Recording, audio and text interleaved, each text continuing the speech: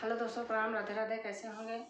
एक धान निर्वाही गीत है दोस्तों, आपको अच्छी लगेगी। लाइक शेयर सब्सक्राइब करना, कमेंट में लिख के बताना कैसे लगी। धन्यवाद। निहुरी के धनिया बाड़ी हो निकाला गई, निहुरी के धनवा लगावई ना। निहुरी के धनिया बाड़ी हो निकाला गई, निहुरी के धनवा लगावई ना। निहुरी के धनवा लगावई ना, हो निहुरी के धनवा लगावई ना। निहुरी के श्याम जी बंसी बजावई, निहुरी के बंसी बजावई ना। निहुरी के श्याम जी बंसी बजावई, निहुरी गोपी नचावई ना। निहुरी गोपी नचावई ना। निहुरी के धनिया बहुत निकाला गई, निहुरी के धनवा लगावई ना।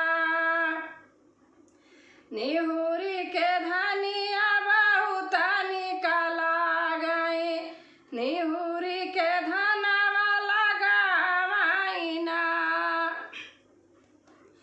निहुरे के धनिया नहर कटावई, निहुरे के पनिया लगावई ना। निहुरे के पनिया लगावई ना।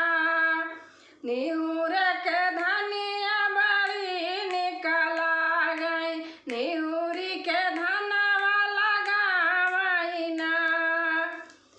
निहुरी के सजनी सजिया लगावई, निहुरी के लड़िका उठावई ना। निहुरी के सजनी सजिया लगावई, निहुरी के लड़िका उठावई ना। निहुरी के धनिया बड़ी हो निकाला गई, निहुरी के धनवा लगावई ना। निहुरी के धनिया बड़ी हो निकाला गई, निहुरी के धनवा लगावई ना। निहुरी के सासु का गोड़वा दबावई, निहुरी के तेलवा लगावई ना। निहुरी के सासु का गोड़वा दबावई, निहुरी के तेलवा लगावई ना। निहुरी के धनिया बड़ी हो निकाला गई, निहुरी के धनवा लगावई ना। निहुरी के